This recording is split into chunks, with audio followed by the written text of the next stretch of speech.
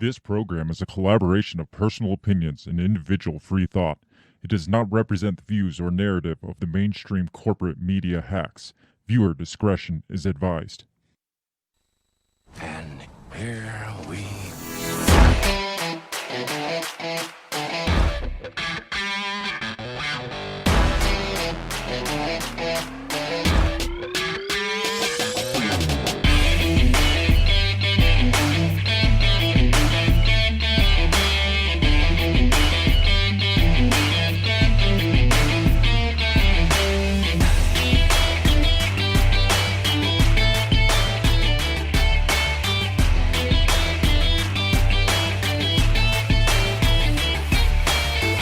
live from the bell tower, taking a stand for your rights, your liberties, and all the bullshit in between.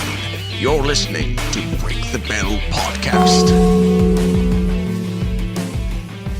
Ladies and gentlemen, happy Monday night. I am back here live. I am without Bill. Bill could not make it tonight, so instead of Bill joining us, I am joined by a special guest co-host. That is Dave Casey of the Dave vs. Goliath podcast, and he's going to be joining me in just a few minutes. I'm going to get him in to the show, and we're going to be talking some woke culture, which I haven't really done a lot of digging into this because I've been kicked off YouTube, I've been kicked off Facebook, so I've kind of avoided the topic for a while now. But we haven't been kicked off anything in a few months now, so I guess it's time to get kicked back off. So we're going to be talking about basically woke culture, the woke eating themselves, and basically the inevitable societal suicide that this is the course that this country is leading itself on, if not the rest of the world too. But we're going to get into that stuff really quick because I've already got Dave waiting for me in the waiting room. So I want to get through this pre-show as quick as possible and then get right into it with Dave Casey of the Dave vs. Goliath podcast. Make sure you check us out all over social media. Share this far and wide. Shannon says, R.I.P. Bill. Bill is no longer with us. He has gone to a better place. No, Bill's out of town this week, so he'll be back next week. Don't fret, because he will be back. And Shannon also says, Dave motherfucking Casey. So you know it's going to be good when Shannon puts the motherfucker as your middle name. Or maybe that is your middle name, Dave. I don't know. Maybe your middle name is motherfucker, but we will find out. Maybe that's the first thing I'll ask as soon as I get you on the show. Like I was saying, make sure you check us out all over social media while we're still here because, like I said, we're always teetering on the edge of getting kicked back off. So check us out, share us far and wide all over the YouTubes, the Facebooks, the Twitters, the Twitterverse, wherever you find us. You can find us at Break the Bell Pod on all the social media platforms. Share us all around so we can make this thing a bigger and better thing. You can check out our merch at our merch store, which is breakthebell.bigcartel.com. You can get awesome shirts such as this I Won't Eat Your Bugs shirt, in memory of the Anti-Cricket Brigade, which was made up by a loyal listener of the show. C.D. McRae said she was going to form the Anti-Cricket Brigade, so I made a t-shirt to go along with that. Also, the We Are Not Your Pawn shirt, and in honor of the Internet is Dead theory show that we did a few weeks ago, we have the Is This Shirt Even Real shirt. So check those shirts out and all our other stuff at breakthebell.bigcartel.com. Support us a little more than just, if you want to pass along a little more than just opening up your ear holes to listening to the show, you can support us by buying some of those shirts, or you can join our Patreon at patreon.com/breakthebell and just help us out, help us grow this thing bigger and better than it already is. That's about all. Oh, I got to mention our sponsor. Can't forget our sponsor. Run Your Mouth Coffee. Let me get rid of this freaking image. Run Your Mouth Coffee is our sponsor. Once again, Run Your Mouth Coffee supports your right to free speech as well as making a delicious cup of coffee or a delicious batch of fresh roasted coffee, and they deliver it straight to your door. Check them out at rymcoffee.com, and you can use the promo code BreakTheBell and get 10% off your purchase plus free shipping. Support companies that support your rights, support the things that you support, like free speech. Go to rymcoffee.com. This is probably the shortest pre-show I've ever done because Bill is not here to waste time with back and forth. So I'm just going to get right into this with Dave Casey as soon as we come back from this intro video. So strap in because it's going to be fun. We'll be right back. What did you say? You talking to me? What the heck are you talking about? What did you say? What did you say? What did you say? Are you talking to me? Are you talking to me? Are you talking to me? What are you talking about? What are you talking about? What are you saying? What did you say? Are you talking to me? Well, maybe he was talking to me. What did you say? Talk to me. What in heaven's name are you talking about? Talk to me, baby. What did you just say? What did you say? You listen to me. Are you talking to me? Are you talking to me? What the hell are you talking about? Who are you talking to?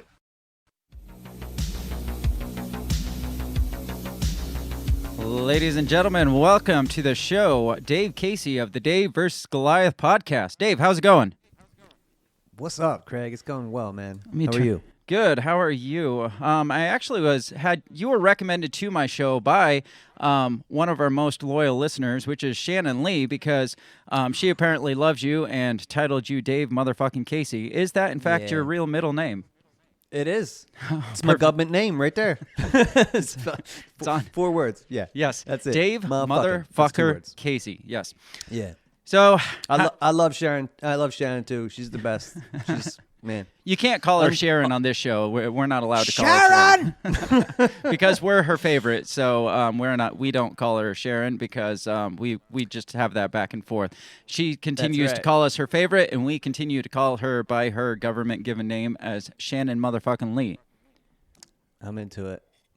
So how She's you the doing, best. Dave? I reached out a couple weeks ago and couldn't really make contact with you when I wanted to, but you're like, hey, I'll come on whenever. So my co-host disappeared this week, so I was like, wow, this Where the works fuck perfect. is Bill? He is in the great state of New York doing family stuff. So he all right. apparently Family stuff is good. New York, not so good. But Yeah, best of I luck. I think he's visiting the city. I don't think he's actually like his family's not in the city. They're in like upstate or something. The less ridiculous New York, but that's Cool. where he's at right now. Way So better. Nice. So- Well, thanks for having me, dude. yeah, no problem. Tell us a little about yourself. Tell us about your podcast. How did you when did you start your podcast? What is your podcast?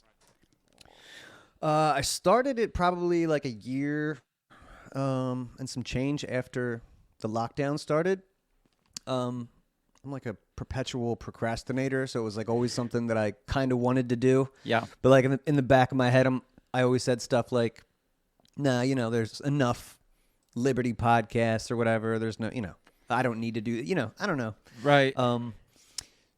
I just wrote it off, but I really felt like, shit, dude, after that stuff went down, like I really felt a need to kind of like just connect to human beings. And so I got with a really, really good friend of mine who, it's really about, your community. And if you can talk to other people and meet people, that's cool too. But I just like really wanted to keep the lines of communication open during like this very uncertain time. You know what I mean? Right. No, we started this show at the beginning of COVID. We started it, our first episode was June 2020. So, I mean, it was like right in the depths of the first lockdowns and stuff. And me and Bill, we worked together at the time. And so we would just stand out in the parking lot and just bitch back and forth about the COVID and all the other stuff going on. And then we're just like, you know what? Let's start a show. Let's do this for other people. I mean, we're doing it already anyway. So, and I'd been throwing around the idea of starting a show. I guest hosted on my brother's show back in the early days. So, Oh, who's your brother? Dan Smots of the System Is Down podcast. I have heard of him. Yes. So He's up to good things. he is up to trouble mostly. So, no, I was on that. Shit, what the hell was that? did guest hosting off and on that, and then his timing didn't work out with mine ever, so I'd always thrown around the idea of starting it, and then COVID kicked off, and it's just like, you know what, more people need to be talking about this. Yes, there is a saturation of podcasts, especially like liberty-minded podcasts out there, but I feel like, especially at the time, more and more podcasts were getting shut down, so it's like the more people that can talk about this, the less that they can shut down. Yeah. And it really became like an emergency. You know what I mean? Like you have to get the signal out. So like pre-COVID, I was like, I don't know. There's enough people talking about taxation and stuff, whatever. Right. Philosophy. But I really feel like post that, we really just need to like open it up, connecting nodes. Yeah, more the merrier. Yeah, and there was like several online forums that got started in the mix of that. Like, hey, we all need to band together. Yeah. In a way, all the different podcasts kind of compete for each other's viewers and stuff, like trying to be the number one dog or whatever. But at the time, and still I think since then, it was like, no, we all got to come together because we are such a small number in this sea of everybody screaming like lockdowns and masks and vaccines and stuff. It's like, oh, we can't like push against each other. We got to like kind of band together as a community, as a like-minded community, because there's so far and few, it seemed like. But then once people started to band together, it was just like, oh, there's actually a lot of people out here that are thinking the exact same way. If we could just get them all together, that'd be freaking fantastic. Yeah, dude, that's literally the only way. And it's not like, I don't know, to do this for anything other than, I mean, yeah, it'd be cool to like, cash in, whatever, monetize your podcast. That's all good. But dude, I know I'm like whatever fourth tier. I don't know, podcast, Liberty podcast. It's way down there, whatever it is. Yep. But I know, there's people in the first tier, maybe second, that like it's still a struggle.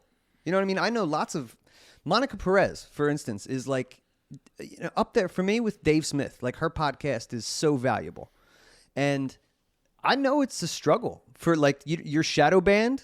Oh yeah. These people should be getting way more hits than they do. And they keep cranking it out. They keep putting out content, free content.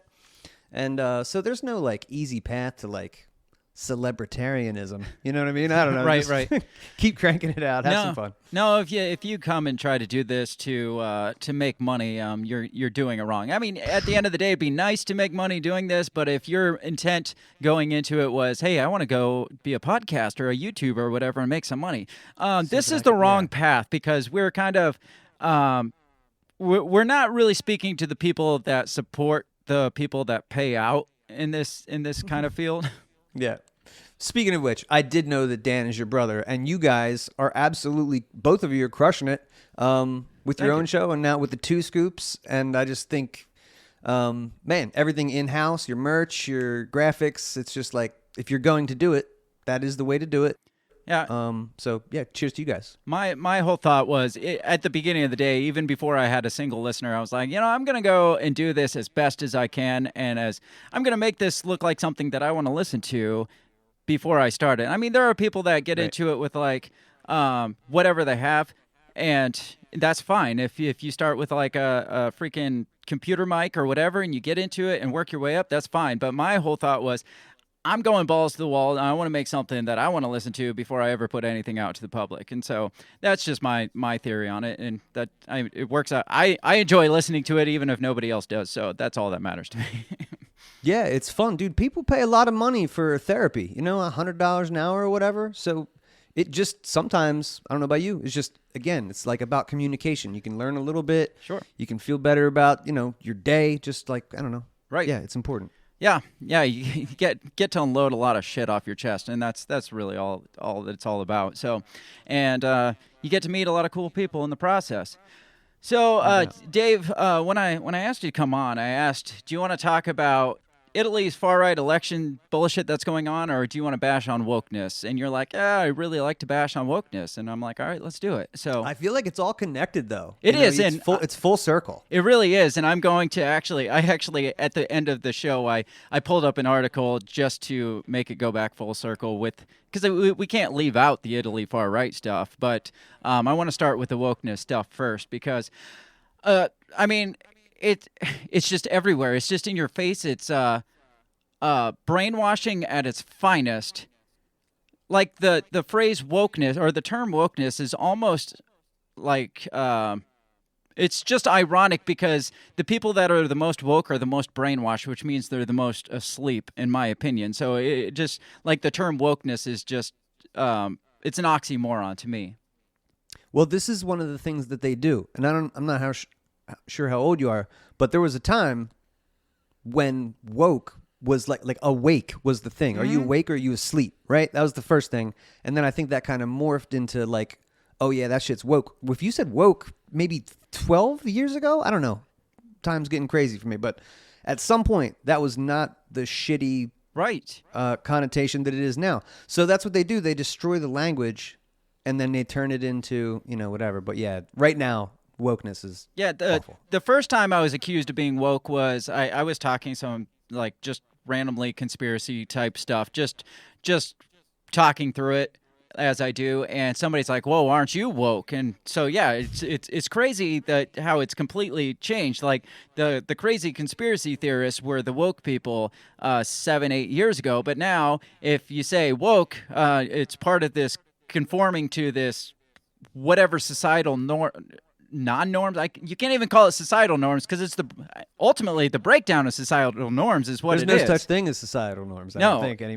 If you even utter the phrase societal norms, you're some kind of bigot and racist, homophobe, whatever. If you even suggest that there are societal norms out there, and so I mean, it's. The societal norm is to be anti-societal norm now, which again, it's oxymoron. It just goes so against itself, and that's why I want it to eventually get into the point where we're talking about how the woke are eating themselves, because you can't continue down this trajectory where you accept everything and everyone in every mental delusion. And I'm going to get myself in a lot of trouble for some of the things I'm going to say on this because, again, at the end of the day, it's my show and whatever. That's what we're here to give our opinions, not to cater to everybody out there. So, and God knows they're not catering to us. So, but if you continue this course where everybody accepts everybody's delusion, well, eventually they're going to attack themselves because one person's ideology does not mix with another, and you can't just mush them all together and say, hey, just everybody agrees with all of this, and if you disagree with it, you can't question it, and at the end of the day, they start cannibalizing themselves. Well, yeah, again, man, the language is really important, and to like have a foundation of, I don't know if we want to call it like societal norms, but yeah, there's got to be like a reality, I suppose, right? Like parents have to give truth to their kids, right? Or the kids will be fucked, and then you know what I'm saying? Like they will have even more awful kids, yeah, and then we'll just lose reality. I don't think it'll take long. One generation. No, that's what Yuri said. We are definitely headed down that path. You asked, you said you didn't know how old I was. I'm 37, so I grew up in the 90s, late 80s, early 90s. When I was growing up, whether it was bad or good, you had that pushback against whatever weirdness, I guess. I like the weird people, the weird kids, and whether again there's good side to that and there's bad side to that. But at the end of the day, I'd say the pushback I got in my upbringing is what caused me to be able to interact in society in like a normal human manner, like be able to have a conversation with somebody I don't agree with or accept who I am for what I am. Because, I mean, you can be called weird without changing who you are, but a little bit of pushback, and I use this analogy in just about every kind of argument. It's like going to the gym. If you don't have a little bit of tension on your weights, you're not going to build anything up. So if you don't have any pushback on what you consider your identity, then you're not going to have any clue what your identity is because you're never going to have to argue that fact with anybody. So you're just never going to really solidify your identity in yourself. You're just like, this is who I am, and nobody pushes back, and you're like, well, and you see just this mass confusion in like the Generation Z or whatever they're calling them these days. It's just like they don't fucking know what they are because they have no pushback on it. So it's just like one day I am this, and one day I'm like a freaking werewolf. Who freaking knows? Because nobody will tell me that I'm freaking weird. And yes, there are bullies out there, and I had plenty of them growing up, but I feel like there's a balance to being called freaking weird sometime in your life. Yeah. There's a line. Yeah. And that's like that. I don't know how many. I feel like the no bullying thing has been going on for multiple decades now. So like, I feel like I was going to say it's, they can start off with good intentions, but I don't even know if it's good intentions. I just think it's like part of the long con. Right. But the bullying thing is like, you're right, dude. Like I was the runt of the litter in like high school, like around my friends. You know what I mean? It's just like the facts. So you kind of like just grow up with the chip on your shoulder, a little scrappier. But like, I don't know, man. At some point in life, you have to choose to be cool or to be a dickhead, right? Yeah. So like, if you choose to be cool, then you can like adapt, and like that will make you probably funnier, and like maybe people will want to be around you, and then you can be more social, and that can. There's ways to get around it, but yeah, nihilism is a motherfucker. So if you like you said, it's good to get pushed a little bit. It's good when you get a new job, right, on a construction site or something. Like the new guy might just get fucked with a little bit. Yeah, that's not evil. No, you know what I mean? It teaches you to be better at your job. It teaches you to be able to get along with your coworkers, and I don't know. Again, like you said, there's a line. Obviously, don't be a straight up dickhead, and like. Sure. I don't know. But a little, like I was in the military, and I'd say the most social development, like being able to develop social skills I got was in the military, because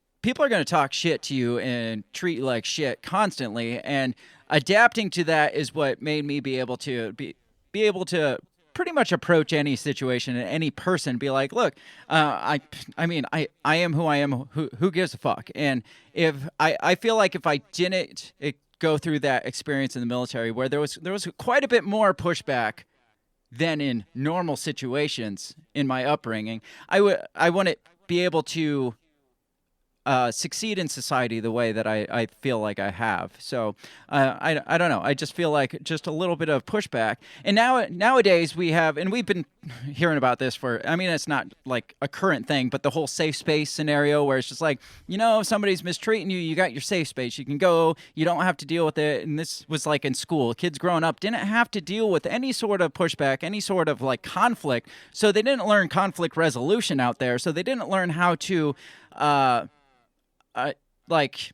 be in society, because we all said, at least I said when this was all coming out, this whole safe space stuff, like, oh, we don't want any sort of like pushback against what they feel. We can't hurt their feelings. We can't trigger them or whatever. I'm like, yeah, wait till they get in the real world. They're not going to be able to handle society. And I have this video, Dave. I don't know if you've seen this video. I feel like this is somebody that grew up in safe spaces.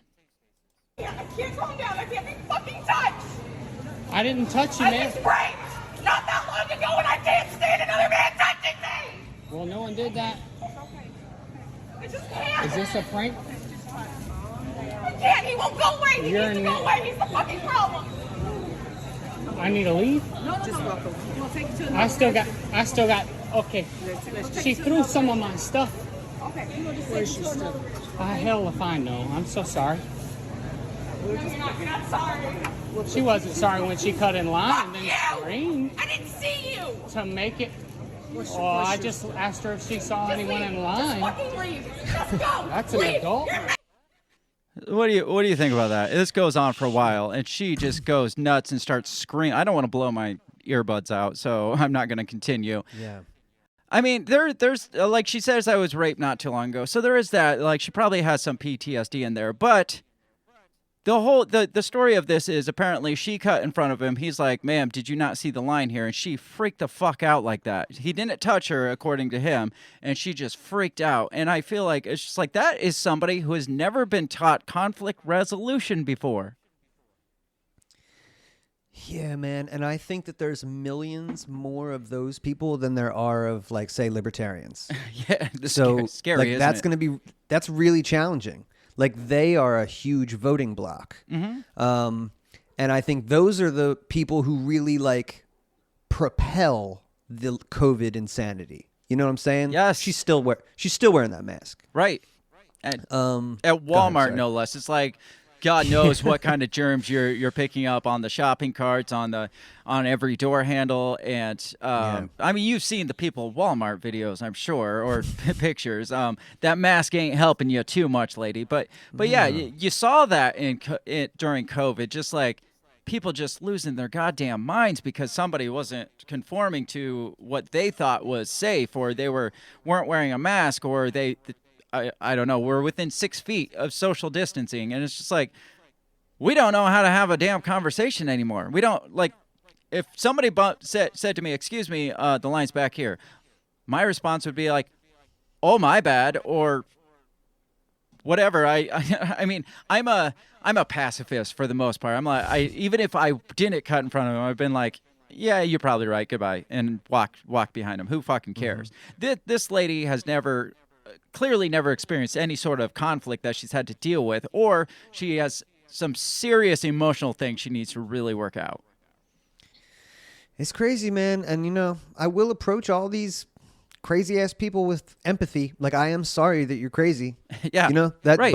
but the rest of society can't bend to crazy people, or we're all going to pay for it. But that's the whole point of this episode. It's like, that's what they want, is us to conform to, and like utter insanity. And some of it's like I feel like we made strides, because like when I was in school, if you were gay, I didn't know it because you were forced into some sort of closet. I don't give a shit if you're gay. Am I gay? No. If you're gay, I don't care. And I do feel bad about the people that did have to stay in some, like, there are several people that have come out since I was in high school that I was like, I had no clue. I had no freaking clue. Would I have cared? Probably not. I might have given them a little bit of shit, but I wouldn't have cared. But we've come and surpassed and completely jumped the shark when it comes to accepting homosexuality. Was it a slippery slope, bro? Is that what you're saying? There was no slippery. It was just like jumping off a freaking cliff. It's like, yeah, we need to accept. And while we're at it, let's accept the entire utter insanity while we're at it. Like, and it's gotten to this whole point where, you know, we shouldn't even like tell a kid that they're male or female at birth. We shouldn't allow the doctors to say if you're male or female at birth, because it's incredible. I know. I've got this article here that says, don't let the doctor assign a gender to your newborn.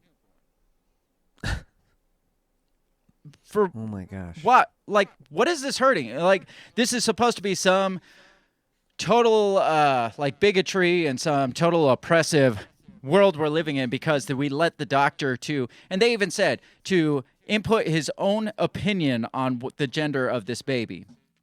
Because it says, it's a strange hypothetical scenario to imagine. Pressure to accept a medical treatment, no tangible proof of its necessity, its only benefits conferred by the fact that everyone else already has had it, and coming at a terrible expense to those 1 or 2% who have had a bad reaction. Sounds kind of like COVID vaccines, but that's not what they're talking about. Says, except they already do. The imaginary treatment I described above is real. Obstetricians, doctors, and midwives commit this procedure on infants every single day in every single country. In reality, this treatment is performed almost universally without even asking the parents' consent. It's called infant gender assignment. When the doctor holds your child up in the harsh light of delivery room, looks between its legs, and declares his opinion. It's a boy or a girl, based on nothing more than a cursory assessment of the offspring's genitals. Opinions. Oh my gosh. Follow the science. Yeah. What happened to trust the science?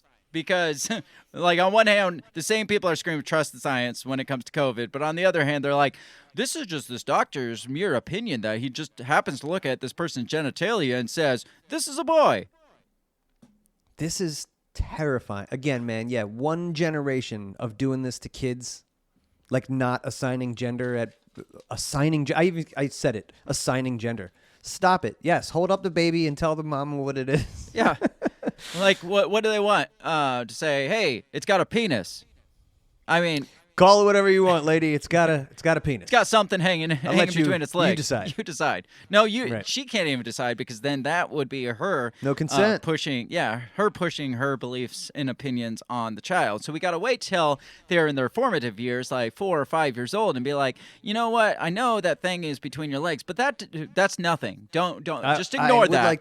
I'd like to know this lady's opinion on circumcision. Oh, yeah, that's a slippery slope there. It says male and female aren't particular things. They aren't real, and they certainly they have nothing to do with what genitals your baby has.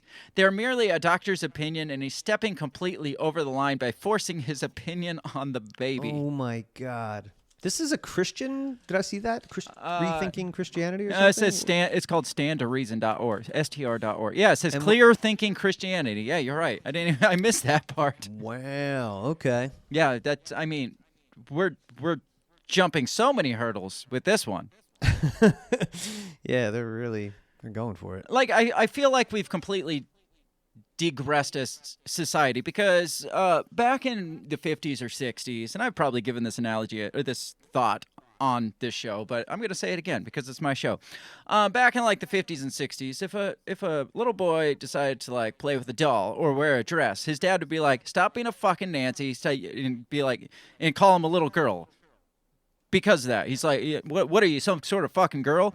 And then I think by the time I was growing up, I think we had actual progression, where a little boy like 3-4 years old can play with a doll or put on a dress for a few minutes, and people would be like, "Oh, that's funny, ha ha ha," or, "Oh, that's a tomboy, call a girl." I mean, we grew up with the phrase tomboy. I don't know what the boys' term for it was, but you had where it was more socially acceptable to be a boy and do more feminine things, or be a girl and do more masculine things, and be fine with it. Now we've completely come back full circle, and if a little boy wants to play with a doll or put on a dress, he's a fucking girl again. It's like, how is that progression? We're back to square one, where we're calling him a Nancy and saying, "Oh, this must be a girl."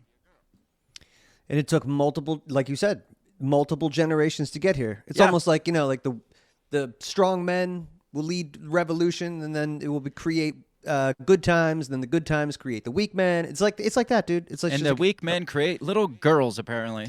Yeah, I mean that's we are in the collapse of the empire. I think this is what happens when empires fall. Yes, absolutely.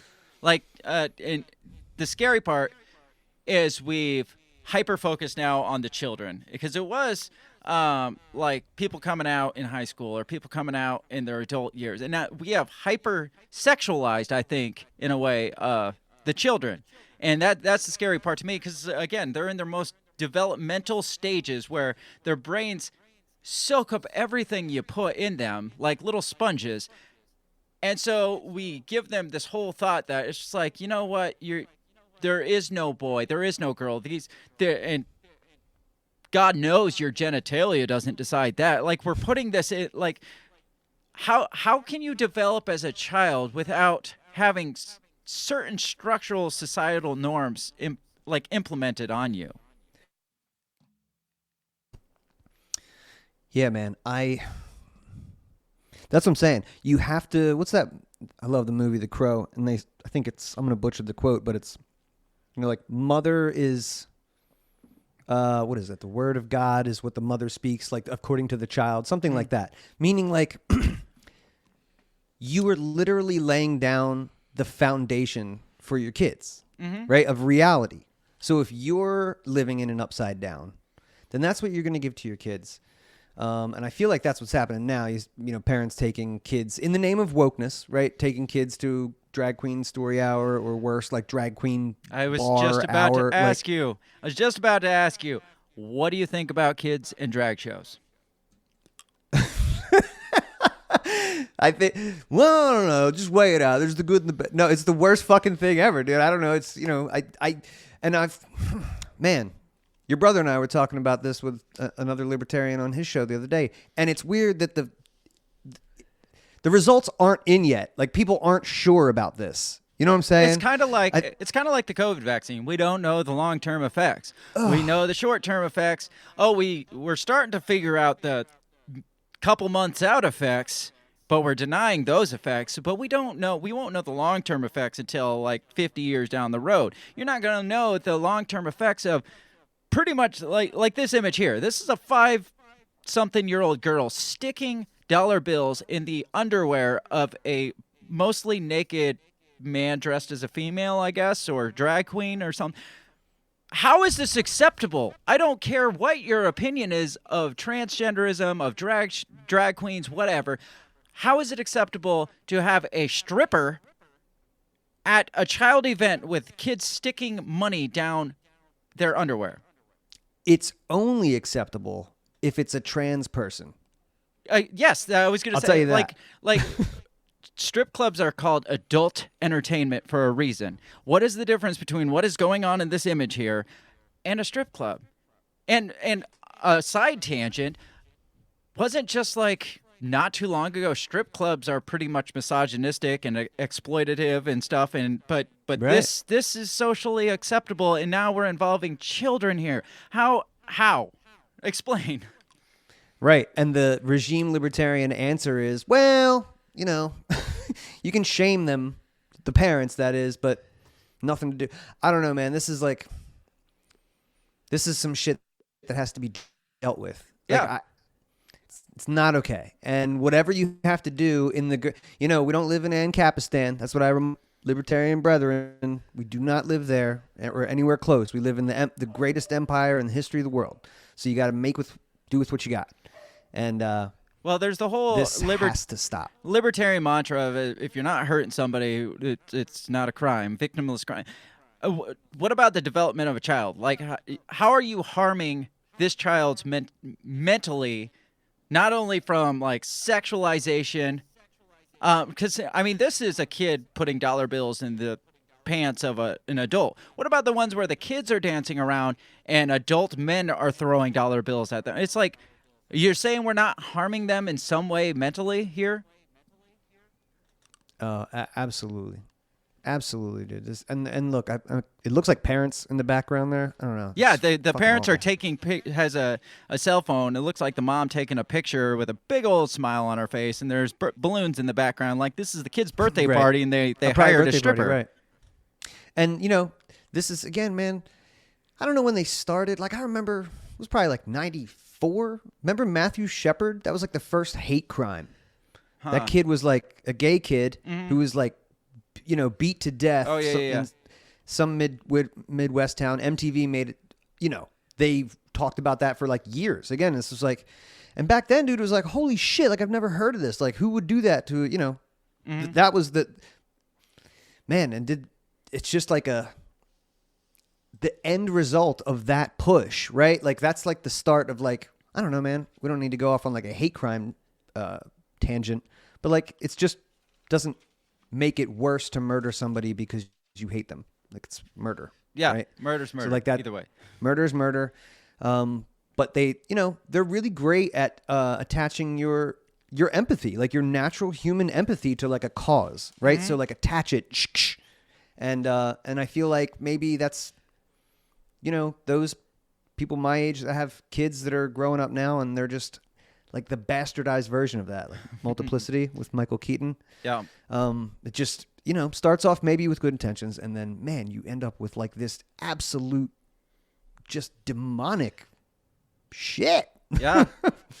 So what's the agenda behind like this part here? And I mean, we're talking a lot about the trans stuff because that's what's in the news right now. If you would have asked like a couple years ago, it would have been the gay rights, or, it just, the movement evolves with it, and it just keeps getting further. And 2 years from now, we'll probably be having the same conversation about like unspeakable things with acts with animals. I'm sure it's coming around. Like we're just sliding into total degeneracy, in my opinion. And again, I could give a shit if you're gay, you're trans, you think you're a fucking horse. If you're dancing around practically naked in front of my kid or any kid and they're sticking dollar bills down your pants, that's fucking wrong. I don't care what you think you are. Yeah. And I'm with Dave Chappelle that the T's are ruining it for the L's and the B's and the G's. You know what I mean? Yeah. That's what it should be. Should be the LGB. I think that's what it was. The LGB movement. LGB movement. Yeah. Yeah. The T's are fucking it up, bro. Yeah. You can even throw the Q's in there. But yeah, there's something really off about. Okay, it's off enough if you're born in the wrong body. Hey, I'm born a man, want to be a woman, and I'm gonna fucking do whatever I have to do to make that happen so that I can live life as a woman, or the reverse, right? But to want to stay in like a purgatory area, or like even weirder, where you're like, well, this week I feel like this week I feel like that, and you have to acknowledge that, and you have to call, it's really, really. Well, that's what happens when you get put in this position where there is no definitive, like there is no, like you're not allowed to make assumptions or you're not allowed to make decisions because, I mean, you see it. What was that? The actress, who was the actress that like came out as by like gender fluid or something, then turned around and she didn't change anything about herself. Elliot Page. No, it was the Disney girl that came out like last year, and then all of a sudden turned around. She's like, "No, I'm not that anymore." It's just like, wow, you just got on the cover of Pink magazine, and then turned around. And you're like, "No, I just want to go back." And it's just like, it's in fashion. Yeah, it's a trend. It absolutely is a trend, and And I've seen this. My kids are in public school. I apologize for that. But I've seen it with my daughter's friends. It's like they all have to be something. Not like it's unfashionable to just be like a straight white kid. And again, I could care less if whatever their Have they sexuality considered is. rapping? You should try rapping. I know one of her friends at least does rapping. Oh, okay. Cool. So, but it's just not cool to be just cisgender or whatever. When did that phrase come out? Not only is it not cool, but yeah, you're not really allowed to do that anymore. You're certainly not allowed to have any opinions. Yeah, you're just a straight white chick. Who cares? Yeah, that's unfortunate.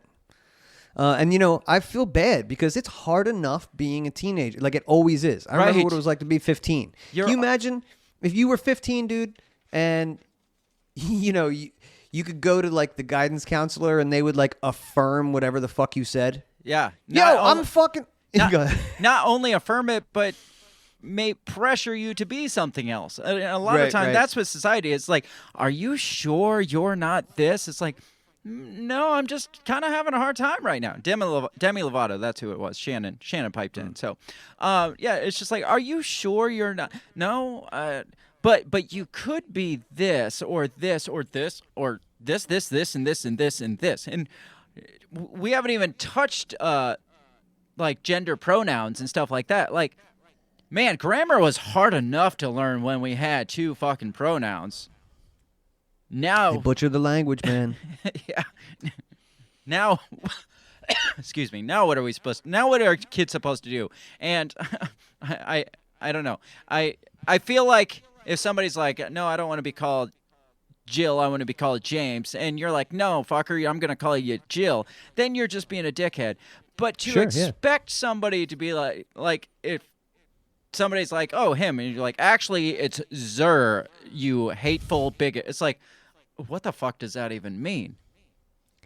That's what I'm saying. I'm curious if we'll look back in 20 years and go, like what we're talking about will be obsolete, or we'll look back and go, what the fuck was everybody thinking? Like, what was this phase? Like, I hope to God that that's what we will do.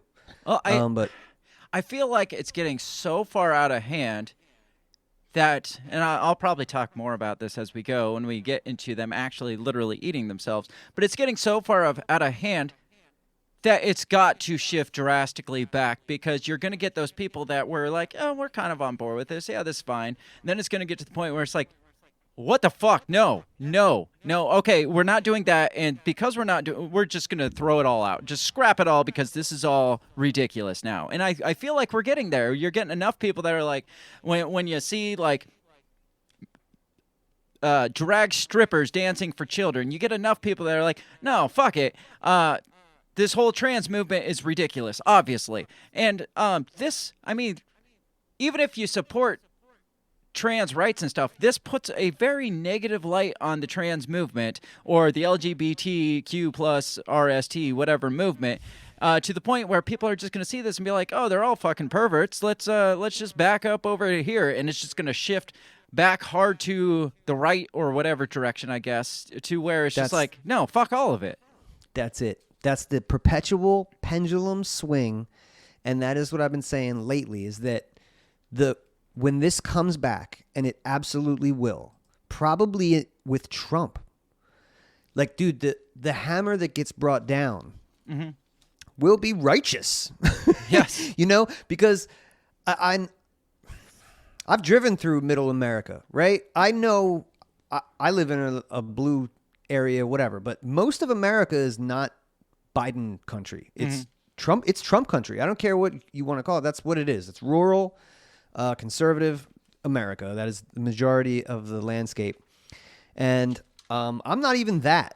And I'm triggered. Like, these people have me like wanting some fucking justice. Yeah. So I can't imagine what it's doing to like the Southern evangelical right. Like you might even call it the hard right. Like, I don't know. I don't know what those people fucking do. That's not but I know that if I'm triggered, people are pissed. Well, people have to be pissed, dude. At the same time that they're triggering the hard right, whatever, they're also demonizing the evangelicals. I mean, they're coming out and calling them Christian nationalists and saying like the whole raising your hands in prayer is like salute the Nazi salute and all this bizarre. So this is all bullshit. Yeah, it's a two-front war they're playing on this, because it's like, first we're going to throw this in your face and piss you off, and then we're going to call you a bunch of Nazis at the same time. So when you do get upset about this, we already know you're Nazis, so that's why you hate this. Yep. So through chaos, order. You know what I mean? That's what they'll do perpetually, right? It's just like kind of like that meme where the thing is poking the guy, like do a civil war. Like they just kind of like get what they need that way. Yeah, absolutely. So I want to get into, we got a couple more minutes before I take a break, and I want to get into, like I said at the beginning, at the end of the day, you can't just lump it all together and say, you do what you want, because they all start eventually eating themselves, because they want more. They want this person to be recognized or that person. It cracks me up that the same side that pushed feminism pushes the trans rights, because they clash so hard with each other, because now you have like trans athletes that are beating out female athletes, and it's just like you see the feminist outrage, and it's just like, what do? You guys we're part of this movement from the beginning, and you pushed this off the cliff where it went, and now we're here where it's just like, well, us feminists, and they're calling them, what did they call them? I don't know. Basically, Nazi feminists, I guess, far right feminists, which I didn't even know that was a thing, because feminism came out of the progressive movement. So now to be called like Nazi feminist, that's just hilarious to me. But I got this BuzzFeed article that talks about lesbians protesting the gay pride parade in London, because lesbians apparently don't like the trans movement. So this is just a little clip that they posted on it. It says, lesbians protest London Pride in 2018. So this is a while ago. But it says the trans movement, this is a quote, it says the trans movement, with the complicity of queer LGBT politics, is coercing lesbians to have sex with men. We firmly condemn this vicious form of anti-lesbianism designed as progress. We stand for the rights of lesbians to choose their sexual partners on the basis of their sex, not their gender identity. We condemn any pressure on lesbians such as rape and death threats or calling lesbians transphobic if they refuse so-called trans women as sexual partners and do not accept the penis as a female organ. These threats, this is the best part, these threats and name-calling, oh, no, this isn't it, but it says, are coercive and manifestation of rape culture. So it says, the trans movement is a conservative movement which reinforces sexist sex stereotypes. You know, I've heard that before. Like Really? countries like Thailand and stuff that like really hate gay people so much, they rather dudes who are gay be women. You know what I mean? Just so like fix there's the whole probably thing. some truth to that. Yeah, just if you like dudes, just go Right. turn yourself into a woman, and then you're no longer gay because it's Right. male on female sex. And yeah, like Then the I said, conservatives in these countries don't have to feel weird when they are going down on that chick's penis. no, you still feel weird. I think maybe not. I don't know. You might. They went on to say, we oppose the transition of young lesbians on the basis that the appearance of or behavior does not conform to society accepted images of women. So they're basically saying, like, butch lesbians are fine and whatever, to each their own. And to pressure them into transitioning into from a female to a male because they're a butch lesbian, then you're just pushing against, or you are just supporting this whole conservative concept of, well, a guy looks like this and a girl looks. It's back to what I was saying. It's like if you dress like a boy, well, obviously you are a boy. So we're going back to 1950s politics here, and that's what they're saying. It's like it's so ironic that they say the trans movement is conservative movement. It's just like, Yeah, what I the don't know fuck about is even that. going on? I'm trying to help them there, but that is kind of a reach that the trans movement, yeah, is a conservative movement. But yeah, those lesbians should lighten up. You know, don't be a transphobe. Give it a shot. Yeah, don't be so hateful of that dick between that woman's legs, I guess. We do not view the penis as female genitalia. All right, well, I don't know if your doctor said that when you were born, but yeah, that's bigotry, like these bigoted lesbians. So talk Yeah, to it's me a not little enough. about so talk to me about the woke culture eating themselves, because I feel like they can't coexist with each other. They have that whole you've seen the coexist bumper sticker. I feel like the people that are coexisting the least right now are the woke people, because they can't make it work. yeah, dude, I saw a great video. This is somebody a cell phone video the other day. It was probably Portland, Oregon, or something like that. Mm-hmm. But this white lady got cut off by some Native American dude, and she yelled at him. They get out of the car, and they had a oppression Olympics. She was the aggressor first, but then he busted out I'm a Native started calling her American. colonizer and shit like that. And it was just whoa, oh man, it was no longer about traffic. So what takes more precedence, the racism or the misogyny? Because which one's higher on the scale of victimhood? Well, you know what? That's and this aligns kind of with the trans movement. Once she was made aware of his oppression, then she she toned it down. She learned a woman's place. It was that's what I'm saying. She toned it down. And she was just look, well, maybe if you wouldn't have done that, then I wouldn't have said it. And, you need to think about your own. And he kept, he laid into her. Mm-hmm. And then she made him a sandwich because he was Native American. Yeah, she owed him. Here's one sandwich. But yeah, it is this it's this kind of bizarro mirror. All the feminism you got all the feminism you possibly wanted, and now chicks are dudes and dudes are rocking your sports. I mean, congratulations. and dudes are getting Women of the Year accolades on magazines and shit. It's just yeah. men are better at being women than women are, apparently. Long live the patriarchy, dude. Exactly. That's all this is. It's a conservative conspiracy to make men back at the top. That's what this trans movement is. I mean, the lesbian said it, so I should be able to say it. Well, I mean, it's bizarre to me. It's hard enough to wrap my brain around it, but to try to wrap my brain around it from their perspective of trying to wrap their brains around it and be woke while still like arguing their cause with somebody of another cause, but that's supposedly the same cause. It's no wonder that the prevalence of mental illness is just so high right now. Is because, I mean, people are just, well, first of all, they're started at a young age. It's mushed into their brain right now. And then they get to this age of like that Walmart woman where they don't know how to interact in society. And then you throw them all together and they try to argue who's more of a victim. It's just like, dude, my brain can't keep up. I can't imagine how your brain keeps up with it. Yeah, man. And I like the mental illness thing is really kind of terrifying because it's one of those things that like we can see it. We've already seen it in like the video clips tonight, and we know what COVID has done, you know, to exacerbate certain aspects of that. But I can definitely envision a day where, I mean, you see like, you know, your most hated politician is talking about mental health too.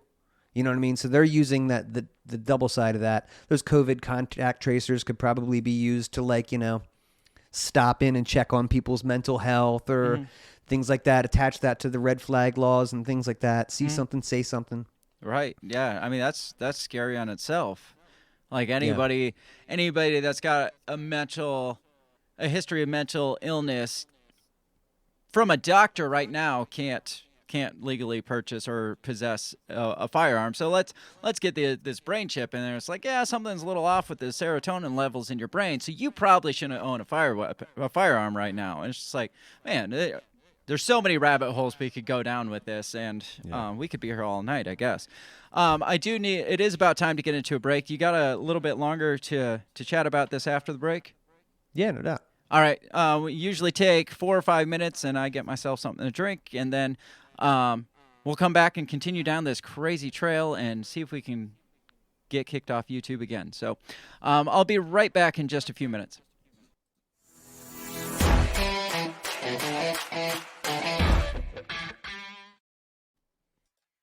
Have you ever thought that maybe voting, maybe all this politics constantly surrounding you is not the way to achieve freedom in your life? Hi, I'm Remso W. Martinez, and I ask myself the same question. That's why I'm on a journey to find true freedom in my lifetime. From learning about financial independence, to new ways to develop rugged individualism, to amazing guests living strange, crazy, amazing lifestyles that you've only thought might be real, but actually are. Go ahead and check out my new show, On the Run with Remso W. Martinez at the We Are Libertarians Network. You can find On the Run with Remso W. Martinez on iTunes, SoundCloud, Stitcher, Google Play. You know how the internet works. Come on down and let's discover how to achieve real freedom in your life together. Hey everybody, I just want to take this time to give a big shout out to the very first sponsor of the Break the Bell podcast. That is Goulash Media. They can be found at goulashmedia.net. Goulash Media specializes in graphic design, web design, audio recordings, video work, wedding videos, music videos, even political campaign videos. Goulash Media caters to the little guy with the big vision. You can check them out at goulashmedia.net. That's GOULASH media.net.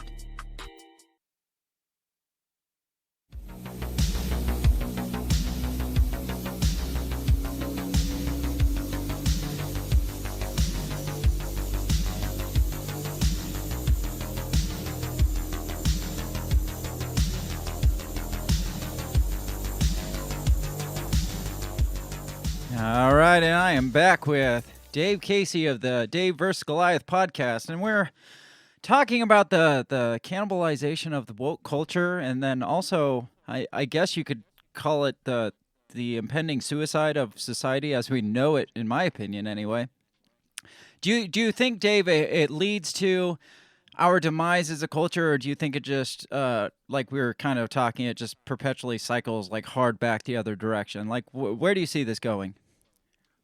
Yeah, I think it'll be a hardback. So like that'll probably mean it'll get rougher before it gets better. And in fact, probably the rest of our lives, dude, if we're being honest, you know, the 80s and 90s were as sweet as it's going to get. Let's say that. You know what I'm saying? I mean, that's sad, but it's true. I watch things like Stranger Things, and I don't watch Stranger Things for like the sci-fi part of it. I watch Stranger Things for the nostalgia of like the 80s and 90s where Ooh, nostalgia is so hot right now. They're trying to keep us there, like the Matrix, right?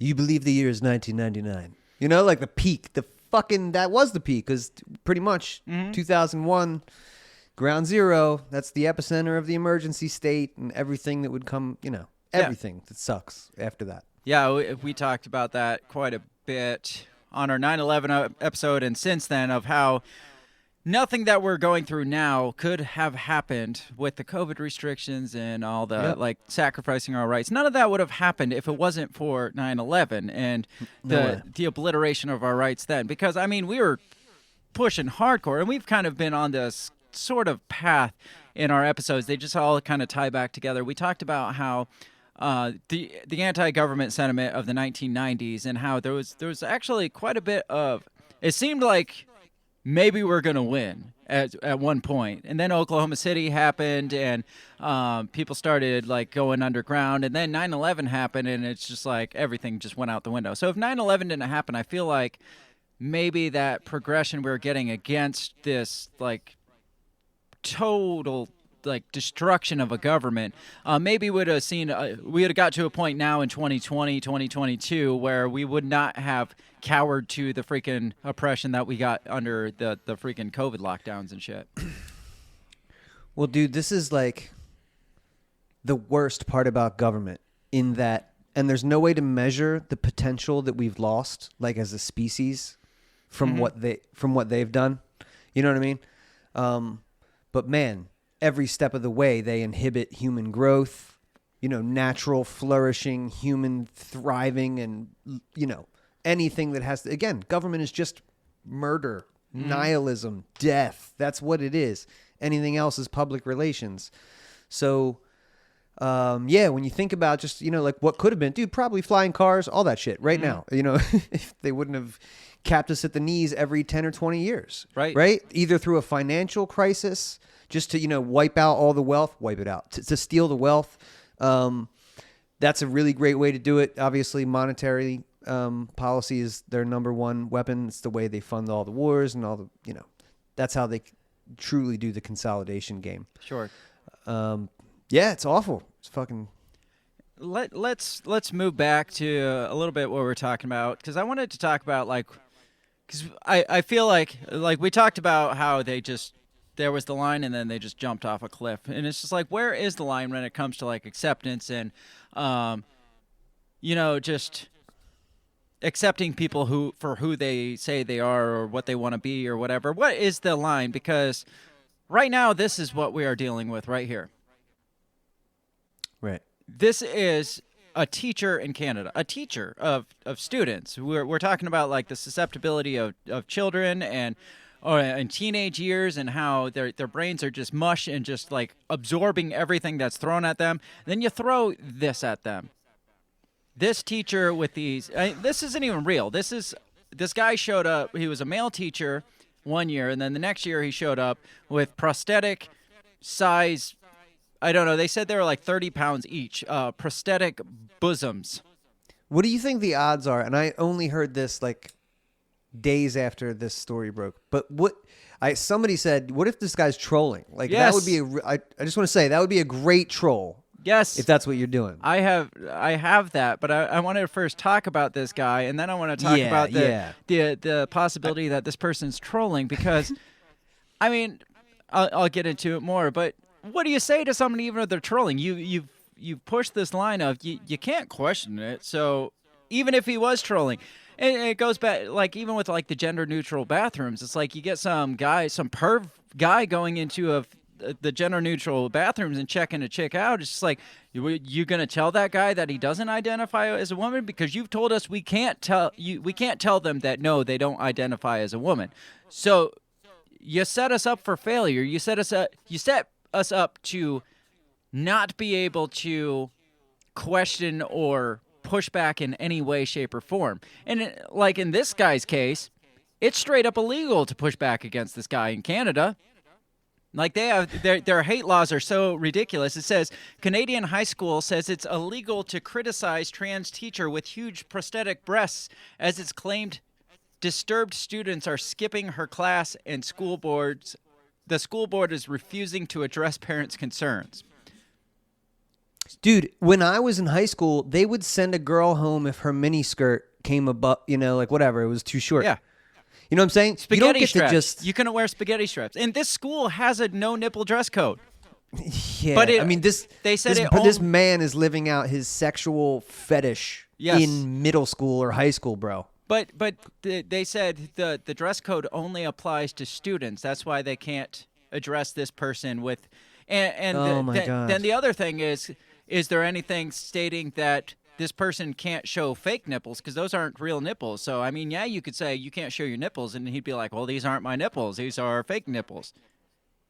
So what do you do when you set up the law to prevent you from preventing this from happening in your schools? Like what like you got to the point where you have no solutions. You have no weapons against this now because you just outlawed everything by saying, oh, you can't question this. You can't question their identity. You can't question what somebody wears or how they feel like dressing. So this guy, girl, whatever, whether they're showing up like, yeah, I feel like a woman today, I'm going to wear these giant breasts, or yeah, I'm just a freaking psychopath or a perv and I want to see how far I can push that line. You can't do a goddamn thing about it. Yeah, I think I just saw somebody in the chat say homeschool. That's what I was going to say. That's Yep, Jack boom, Skellington says homeschool, that's what you do. Bro, that is the only option because, yeah, and this is... I use this word to reach out to my Christian brethren out there. I'm not even religious, but this is demonic shit. Yes. This is fucking demonic shit. You can't do this to like kids. It's so fucked up. So I don't know what the thing is that has to be done other than never send your kid to like public school anymore. Because, I mean, Delaware doesn't have that guy, but we have some fucked up laws here, like where the school just like the schools and the administrators, the guidance counselors and shit, they don't give a shit about consent. They'll straight up like, dude, real quick tangent. Delaware lawmakers want to make sure that if a school sends a kid, like it advises them, yeah, like you can go here to get a procedure done, or it could be an abortion, or it could be maybe you want to have a mastectomy or something like that. Whatever, they've found that the kids will put it on their parents' insurance. So that's bad for business. So they want to be able to use the insurance, but in the name of privacy, they won't tell you what the procedure was that they did to your kid. So you have to pay for this, but you have no way of knowing what you're even paying for. And if you're not looking at your shit, you might not even know what they did. That's fucking insane. I thought it was insane. I've got a 12-year-old daughter, or she's 14 now, but when she turned 12, she had to give the doctor permission to talk to us about the procedures that they were doing. And I thought that already rubbed me wrong. It's like, no, she's 12. It was 12 or 13. I can't remember which age. But, yeah, it took her for a wellness checkup for school, and she's like, Mom, you can't come in the room unless she consents. Okay, she consents. Mom, do you consent to me disclosing this medical information to your mother? It's like my daughter's like, yes, I do. And my wife just kind of, she was a little off put by it, but when I found out, I was like, that's fucking bullshit. I can't. I'm not allowed to know what medically is being done to my. Like at what point? I don't know when the law changed because minors weren't allowed to give medical consent under the age of 18. Minors can't consent to anything. So that's the logical argument to a lot of this stuff, right? It's like you can't go get a tattoo, but you can get your dick cut off. So, right, like that's, I would say, and again, the regime libertarians would just say, well, it's the parents, it's up to them. But let me ask you a question. I'll propose this with you. Say your kid or some kid comes up to their parent and says, it's a boy, and they say, I am a girl. I believe I'm a woman. Mm-hmm. And they say, I believe you are too. So they go to the hospital or they go to the doctor, right? And the two of them say to the doctor, my son is a woman. And the doctor goes, yes, you are. Affirms the shit out of that, right? Yes. So now you have the trifecta. Brave. Now you have the trifecta, so it's okay, right? Mm-hmm. It's okay that doctor does harm. It's okay that mentally ill parent who didn't steer that kid right from birth now sends them off to be a fucking mutilated. I mean, talk about the wrong. Affirming is the word. It's your job to not affirm mental illness, right? You don't do that. You do the opposite of that. So no matter what, I don't care. You can have all that consent to do that operation or give puberty blockers to that kid. You fucked up. No, that's wrong. It's wrong no matter who agrees. And again, that it's okay. Again, what are the long-term effects of even just puberty blockers of a child? Have we studied that? Like 20, 30, 40 years? Puberty blockers? I mean, I don't know that there's too many medical cases out there to study, but minus maybe Michael Jackson, and that's a really bad example. So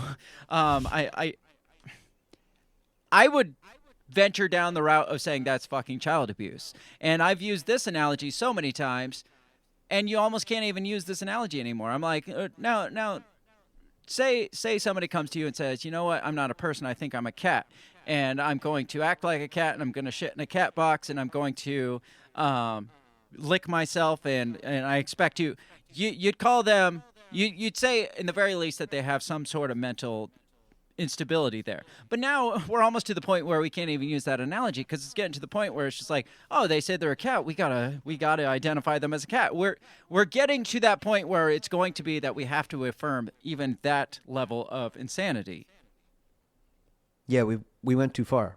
Way too far. Way too far. Jumped off the cliff, like we said. We really did. I mean, it's cool to say to your kid, yo, you can be whatever you want to be, man. Yeah. That's a great thing to say. But then the next generation gets that, but like a perversion. It's like, I can literally live as any fit being that I can.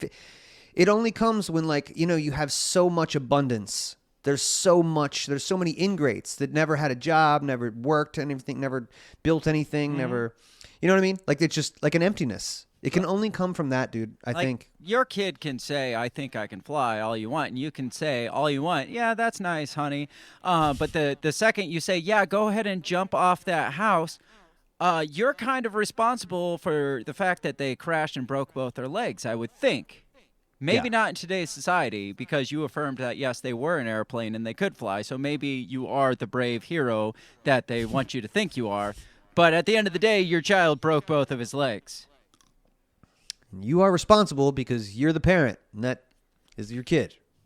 I think there's a far darker agenda even than just mass confusion and insanity. I think I feel like there's some sort of population control agenda when it comes to all this stuff, because we're like totally doing away with like normal sexual, nature, dude. We're doing away with nature. Exactly. Normal natural reproduction is becoming taboo now. Yeah. When you feminism. Oh man, look. You're noticing the feminization of men, the masculinization of women, the blurring of the lines.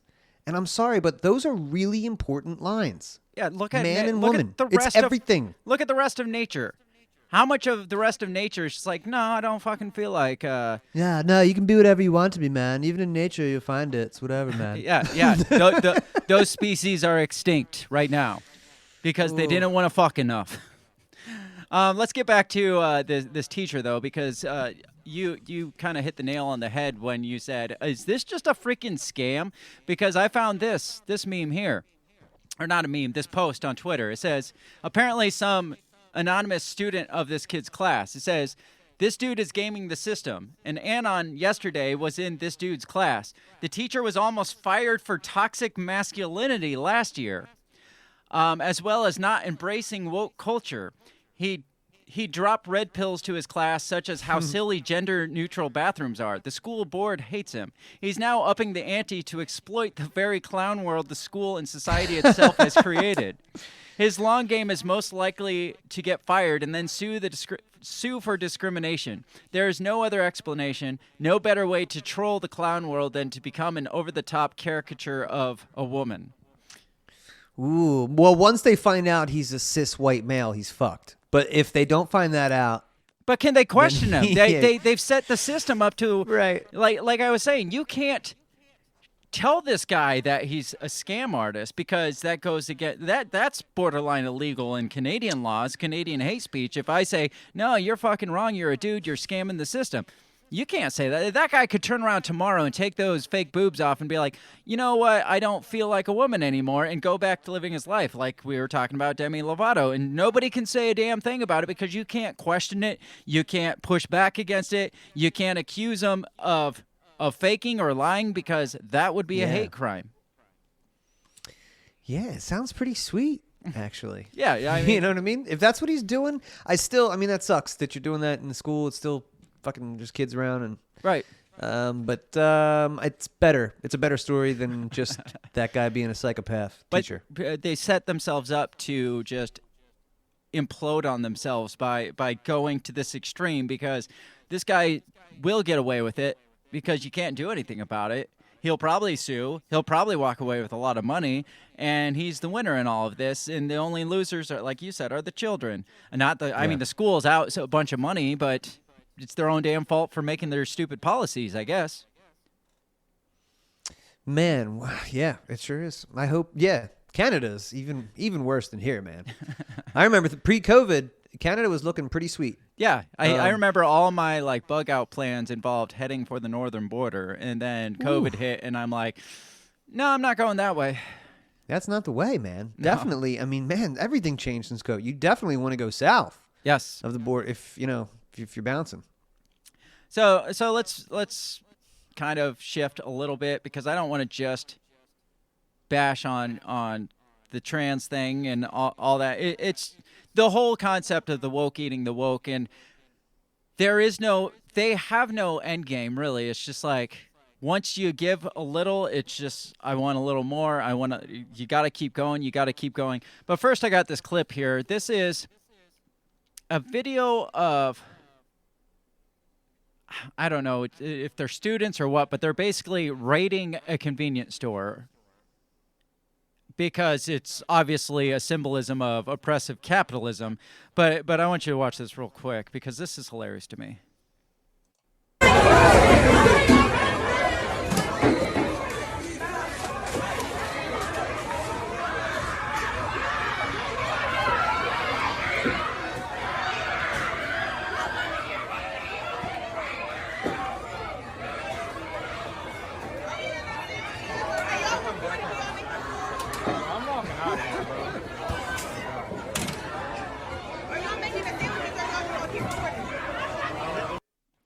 So I love that chick. So they're raiding this place because of its oppressive capitalism, obviously. And then she's like, "Are you gonna make me a sandwich or what? Making me the food? Come on. Are you gonna do this thing that you guys do? Like we're so against this thing you do, but are you gonna make me a sandwich?" And the person caves to it. And he's like, "Yeah, it's gonna be a while." It's like I'd be like, "Fuck no, I'm not gonna make you a damn sandwich." It's like yeah, I'm quitting. Yeah, that's in Philly. I'm pretty sure at a Wawa. That's like 30 minutes from here. Awful, man. Just get out of the cities. This is one of the lessons from COVID. It's been 2 years. You should already, if you're still in the city, I don't know what you're doing, but my sister lives in Philly. I tell her every time I see her, get out. Yeah, that's like a minor example of the people cowering to the demands of this insane culture that we're living in. And you saw that with the George Floyd riot. I mean, you saw the people that stood up against it and armed themselves against it. They were called Nazis and racists and stuff. But then the people that were like, "No, just trash my business. That's all fine. I beseech all my belongings to you." That's what we want, right? But at the end of the day, it doesn't typically work out too well, even for the people that the people that cower to it and cave to it and try to push this woke agenda. Did you hear about the woke coffee shop about a year ago, I think, called Mina's World? No. I think this is in Washington. No, this is in Philly too. So right up your alley. We're right in that area. So this is called Mina's World, and this is as woke. And for those of you who don't know, the coffee shop environment is pretty left-leaning already, I would think. But apparently it's not woke enough. So these people decided to go a step further and open this super woke coffee shop called Mina's World. It says less than 2 years ago, food and entertainment magazine Bon Appetit wrote a glowing review of Mina's World.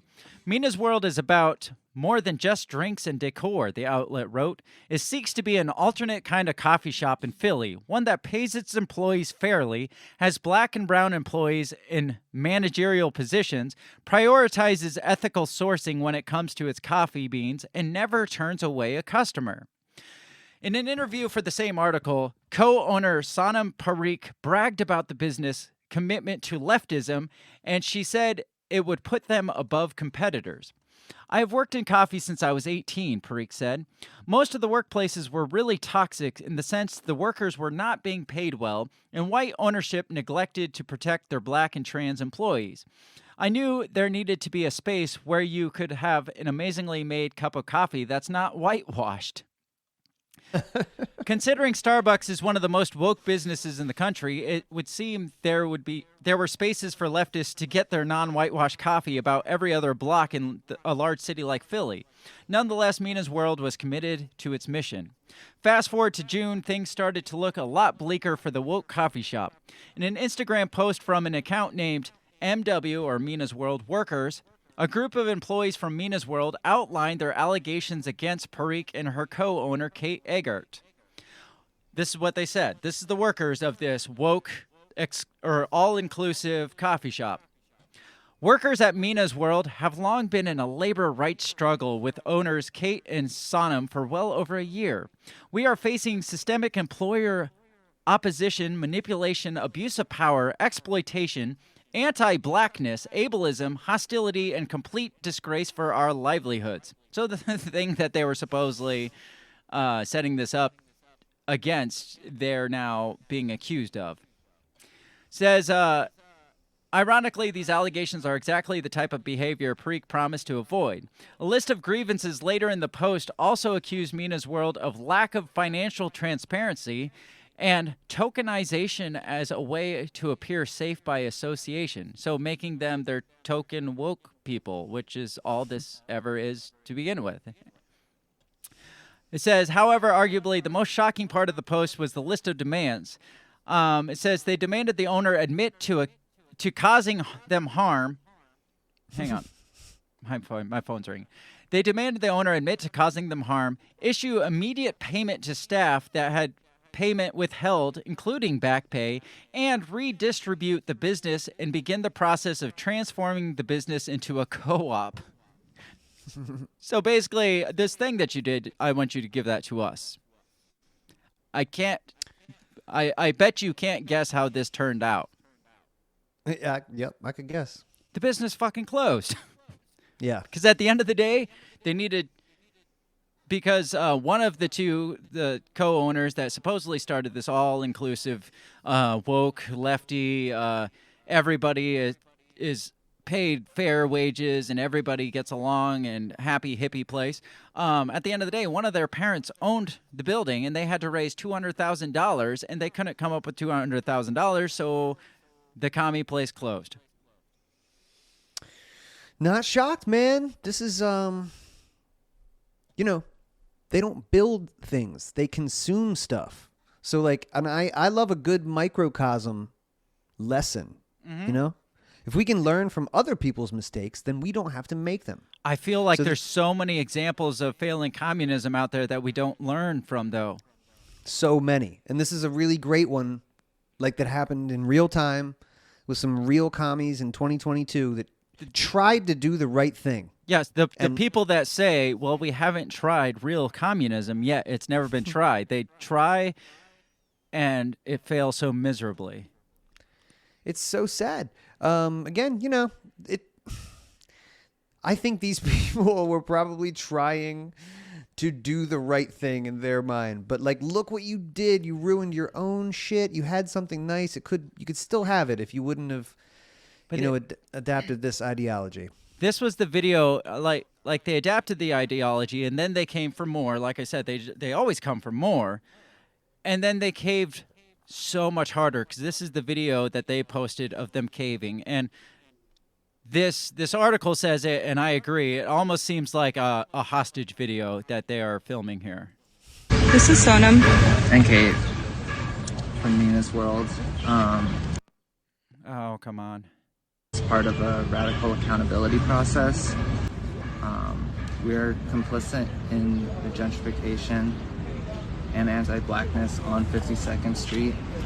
We put our community at risk with our presence, as well as our workers. And particularly, this was highlighted by an action from us, and we are here to take responsibility for that inaction and for the harm that we caused. Does this not seem like a video right before ISIS chopped off the heads of reporters? Definitely, man. It's like we are complicit in the gentrification and the harm and blah, blah, blah. And gentrification, they're basically saying, you built this neighborhood up to something better than it was, and now it's too out of our... The gentrification is like, hey, you come put something good in a shitty neighborhood and it becomes better, and then...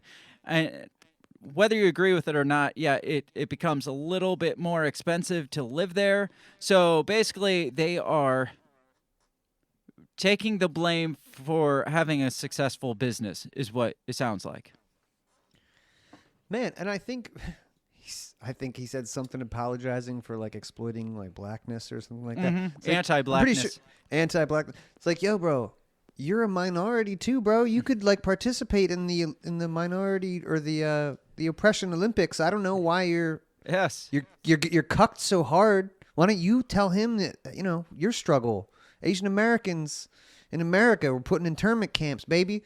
Yeah. Remind him, So that lady hasn't said anything yet, but I'm sure that she's got a struggle too. Yeah, it's like pull your own card on them. But the thing is, they set this thing up. It's kind of like the schools in Canada, the government in Canada. It's like you set yourself up doomed to fail because you can't question it, because you set this thing up of don't ask any questions. This is the way, and we will follow the way. And if we veer off course the slightest bit, put us back in our place. And I guess we'll give up all our... Well, dude, if this is indicative of like the woke movement, like if this is, let's say they're like the extreme, but like maybe in 10 years they'll all look like that. Mm-hmm. Like that's a slave mentality. That's a tread harder daddy mentality. Mm-hmm. Right? Like I guess that is what they would want, right? Just a bunch of people like that. I'm so sorry. Oh my God. What can I do? But they don't realize that's what they are being pushed into by mass media, by the government, by whatever. It's this big, giant social experiment to get people to enslave themselves. We don't have to enslave you if you're going to fucking enslave yourself. You...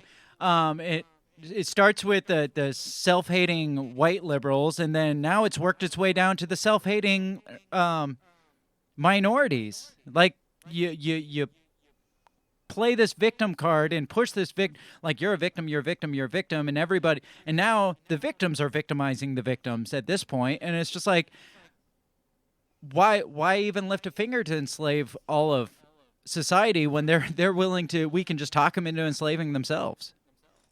Yeah, total success, culture war. It's on. I mean, it freaking brilliant if you're an evil genius, but yeah. For the rest of us, it's pretty terrifying. Awfully uncomfortable, yeah, for sure. So it's like, where do we go from here? Like, there's got to be a line, and the thing is, all the lines have been erased and all the lines have been blurred, but there has to be a line, otherwise we end up down this road, and that's what they want. At the end of the day, they want us to own nothing and be happy, supposedly, but do these people look happy to you? I mean, let me show their faces again. Do these people look like they own nothing and they're happy? Oh my God, no. And they all look the same too. I hate to judge a book by its cover, but yeah, I know exactly what they represent, and yeah, they all sure. So, like I said, what is the solution to this? Besides, like, swinging back hard to the right and...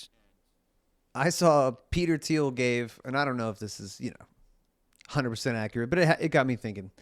He said you got 3 options for the globe. You either have, like, the Chinese social credit tyranny, like the Big Brother style. Which is what they want, I think. Right. Or he said you have, like, radical, fundamental Muslim, like, global... Like Taliban, like worldwide Taliban, basically, but without without the religion, like hard fundamentalist, hard fundamentalism to correct, overcorrect, I guess.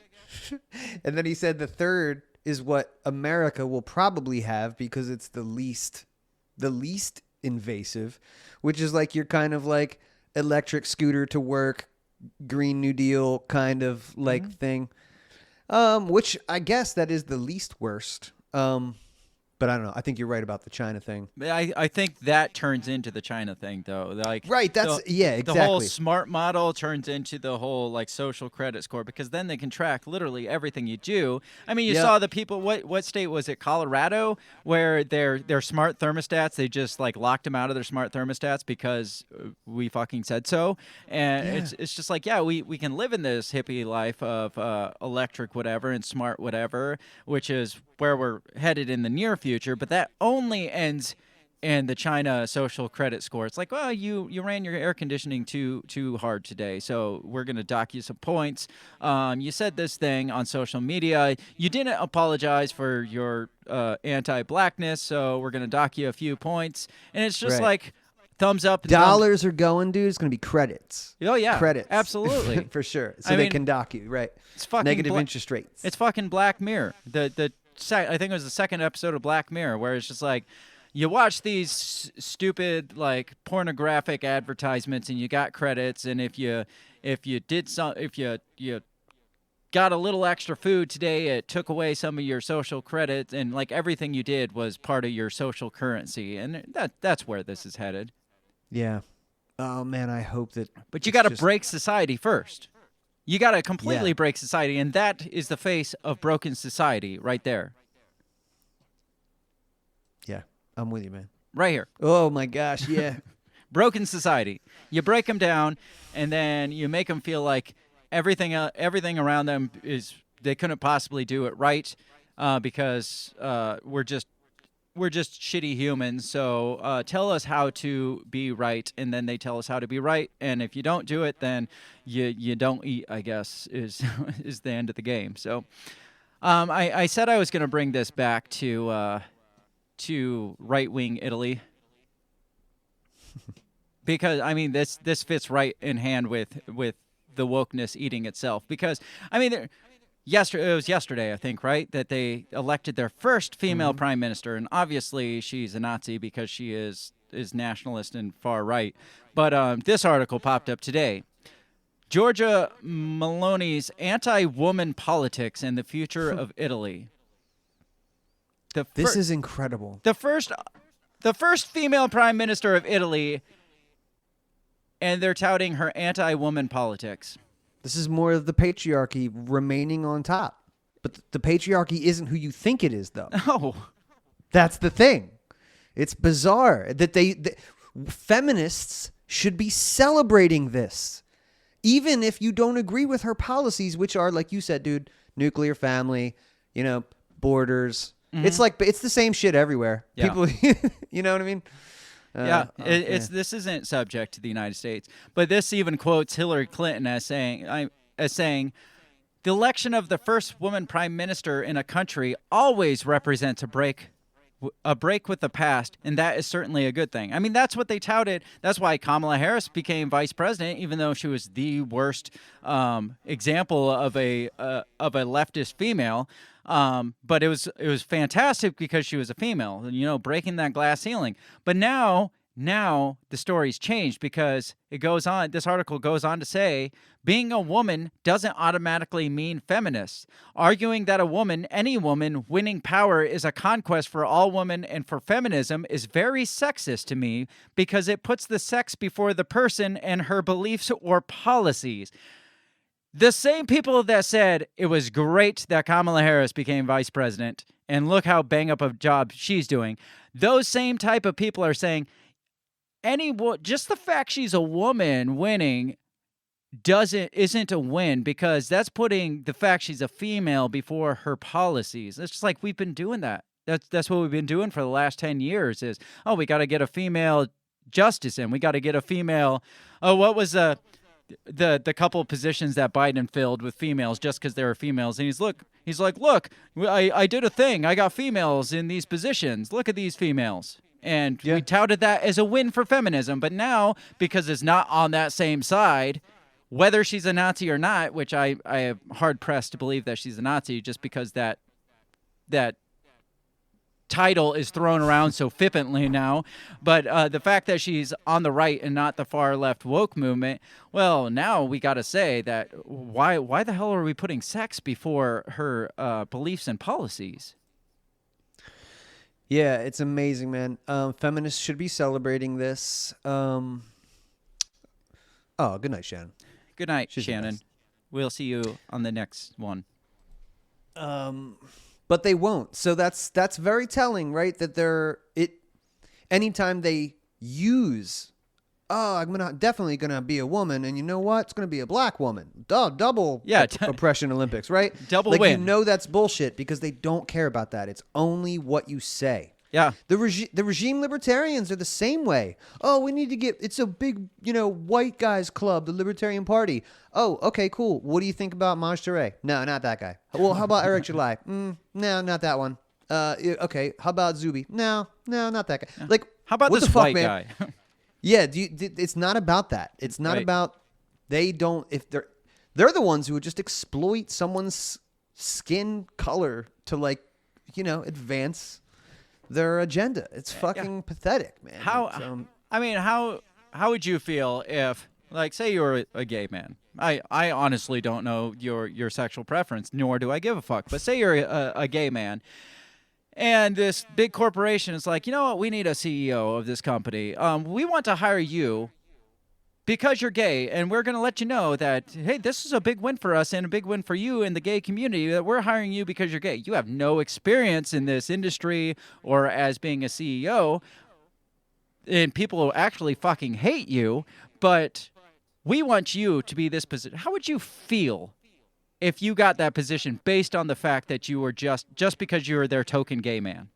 It would depend if I was a man whore or not. I mean, yeah, true. No, dude, one of my reps right down the street, he posted on his page, he's a gay rep, and he was like, I'm honored to be the gay rep, was basically like his post. I'm like, that's your only accolade though? Like I'm not going to engage with that, but really? That's what you're proud of? Like, what did you fucking bring to the table, bro? Nobody cares. I mean, I hope nobody cares about that. Is that really what you care about? I don't know. Yeah, and that just goes back to Kamala Harris. Just you're only there because you're a freaking person of color and a woman, not because of any of your policies, your politics, or even your record. She's cool with that though because she actually is a little slutty. She is definitely quite slutty from what I hear. Yeah. But yeah, you think the feminists that touted this as a win would look at it and be like, that's a little sexist to prop this chick up just because she's a woman. Just like what they're saying about this Italian chick. It's like, this is quite sexist and misogynistic to say that because she's a woman. It's just like, you got to pick a lane there, dude. You got to pick sides because you can't play both sides of the fence here. And that the whole thing with this woke movement is there are no sides of the fence. So it's just, I don't know, an open range of stupidity. Yeah, I'm fascinated, man. And I want to learn more about this woman. Mm-hmm. But every story needs, it's like Batman's only as good of a story because of the Joker, right? So the antithesis for the woke crowd, like their enemy is the far right. Mm-hmm. Everything is the far right. I said today, and I think this is a real danger, again, because they destroy language over time. But like, I've been called far right lots of times over the past couple of years, like just since getting involved in the LP and stuff, which is ridiculous on so many levels. We don't even need to go into it. It's just not true. But I've been called that, worse, Nazi, race, all this stuff. So when you do that so much, like if Donald Trump and MAGA represents the far right, well, what's the fringe? Like, is that what you're saying? That's the fringe. But that was like millions and millions he got more votes than any Republican ever. You can't call 1/3 of America or 1/4 of America like the fringe. Or terrorists, literally terrorists. Literally, yeah. We didn't even get there yet. Extremists, terrorists, yeah. That's what I'm saying. Like, that's where we're at, though. And libertarians are swept up in that. But everything is far right. And these people they've never seen far right. Mm-hmm. They don't fucking know what that is. Your average white liberal 40-something or your average like 18-year-old, 19-year-old, 20-year-old college student they're not oppressed. Not at all, right? Here like in the United States because their college isn't getting paid for? That's what I'm saying. Everybody who lives in the 21st century United States of America is not oppressed like anybody was 200 years ago, say. Mm-hmm. Right? I mean, right when we get off this call, you can probably have any food delivered to your house from any corner of the planet and enjoy it, Even if you can't afford it, even if you can't afford that, you could walk out and get ramen noodles for like 75 cents. No problem. Right. You're not going to starve. I promise you that. If you don't understand how good it is, and that's, dude, we're critical, right, of the state all day. But still, like, living here, we are the benefactors of like the generations that built this shit. So to treat it like a thing that could just be like, fuck it, or like, I just hate that attitude. Yes. You know what I mean? Like, just throw it away. Oh, we just install some communism, fix this shit. Yeah, it's like so dumb. Just wipe it out and start over from scratch. Right. It's like, do you know how long it took us to get here to begin with? Yeah, maybe wipe it out, and then in 250 years, our kids can look back and be like, what was that thing they did? Right. And, man, and the Republicans could do better at this too, but I'm an anarchist. I'll settle out of court right now for the Bill of Rights. Mm-hmm. You know what I mean? That's the promise that everybody was, I would tell that to anybody in BLM. What are you doing fucking around with these commie Marxist assholes? Get the fucking Bill of Rights like your ancestors wanted, asshole. You know what I mean? That's what you should be doing. Yeah, but that's what the media wants to distract you from that mentality of, hey, I can fucking do it on my own. No, if we put you all at victim status, then you can't do it on your own. You can't hold up the Bill of Rights on your own because you're a fucking victim. And the Bill of Rights was written against you to oppress you, by the way. So you got to throw that out the window. It's like, oh, the Bill of Rights is oppressive. Rip that thing up, and then you look back and you're like, wait, what was that thing I just ripped up again? Oh shit. We don't have that anymore because we just ripped it up for them. And the only law is comply. Yes. Simple. I've got this last statement from this article. This was the only good. I mean, the whole article was good, but I didn't want to get too deep in it. But it says, there's an agenda at work here. It says, being that this dogma is used to weaken societal norms with a view to collapsing them, be it women-only lavatories, immigration controls, law enforcement, and nationhood itself, it's the typical communist campaign of demoralization. If you can't destroy a nation by force and you can't win power by the vote, you can persuade it to commit suicide. And that's where I see we're headed here is like we're saying, like, if you can convince the entire populace that they're all victims and that they basically society is set out against them and all their rights that they have the legal right to are somehow oppressive and we should get rid of them, then you set them up to basically just kill themselves off or enslave themselves, as we were talking earlier. Like, they don't have to do it. They don't have to be vote. You don't have to vote enslavement of humanity. You don't have to send in the National Guard or the marshals, the federal marshals, because we just do put our hands up in the air and say, enslave us, please. And that's what we started this show on. It's just like we were watching people. It wasn't they weren't taking our rights from us during COVID. We were saying, hey, here, take these. So give us our safety. We'll give up these rights to you in the name of safety or whatever. And it's just like, or in the name of what was it, like a $200 stimmy check or $1,200 stimmy check? It's like, yeah, just take all our rights. It's like, well, that was easy. We didn't have to even go in. We didn't even have to do a no-knock raid to infringe on the rights. They just gave them up to us. Yeah, man. Nihilism is a hell of a drug, and they know exactly what to do. You mentioned earlier, like in the 90s, like anti-government sentiment was like high. Like, yes, it was. And they knew that.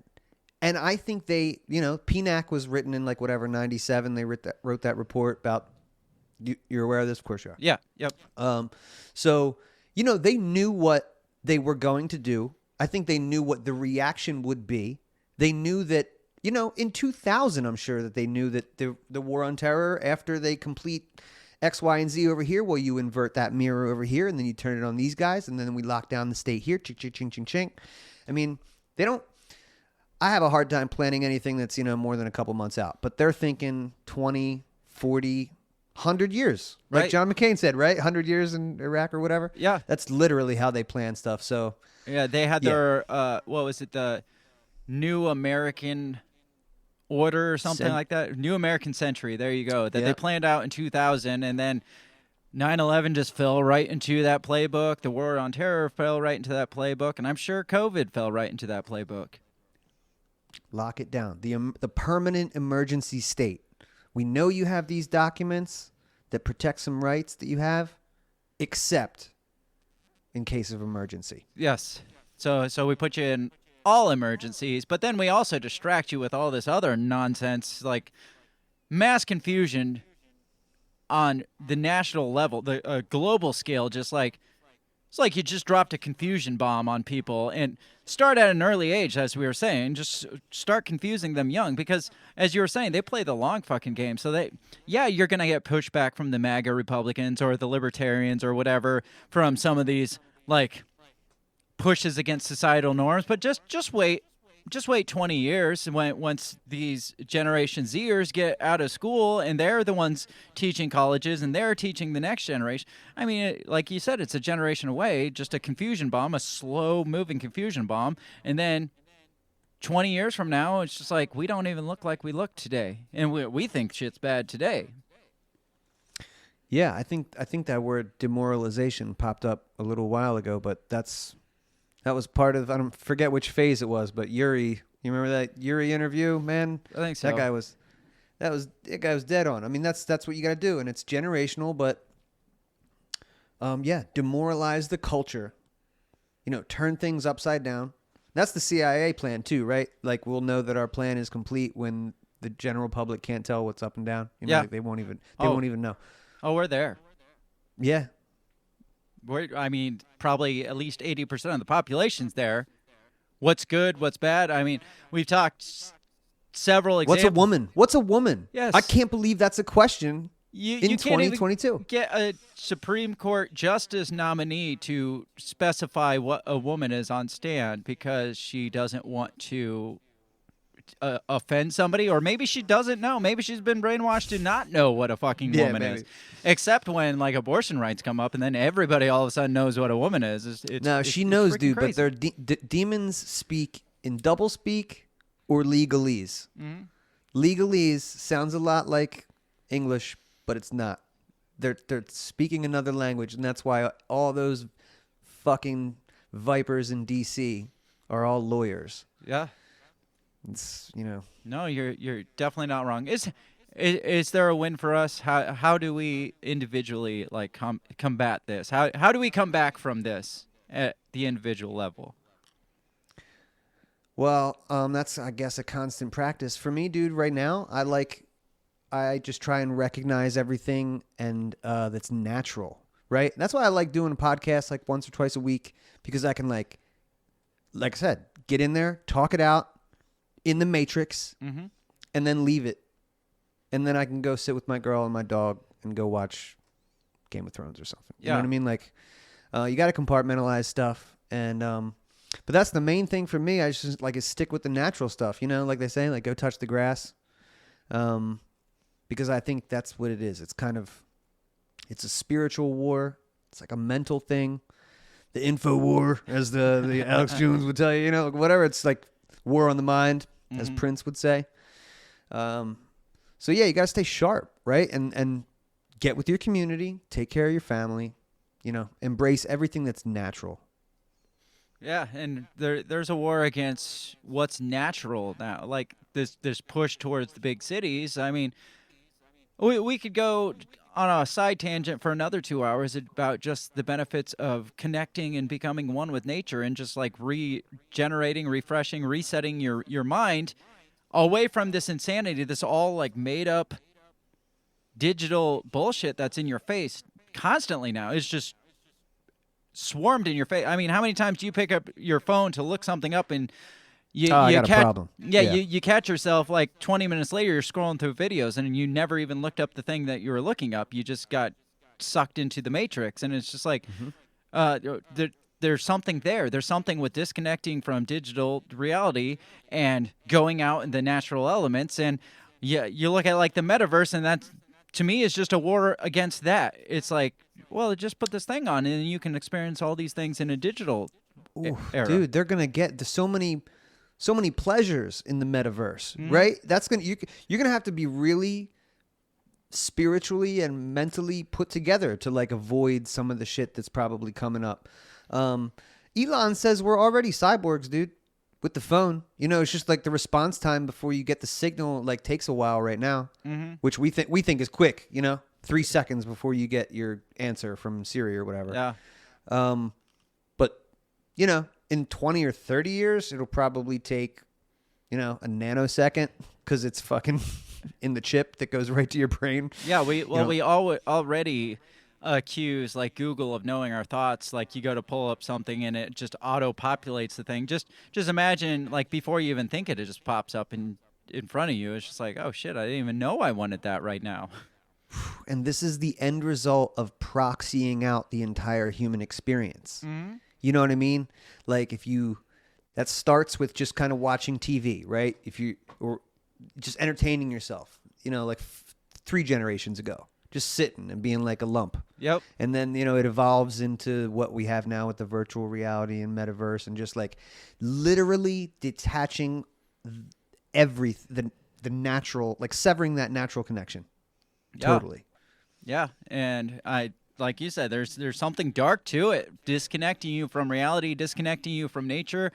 There's a reason why nature is there, and there's a reason why when you go out, even if it feels like work to go out into nature, you come back a little bit rejuvenated. You come back like a little bit reset. When the phone is shut off for a couple days, the first few hours you feel that like almost panic mode. It's like, oh, I don't have connectivity. What the fuck am I gonna do? And then you get to the realization, it's like, oh shit, I don't got connectivity. Why am I even holding this thing? And then you start noticing the world around you.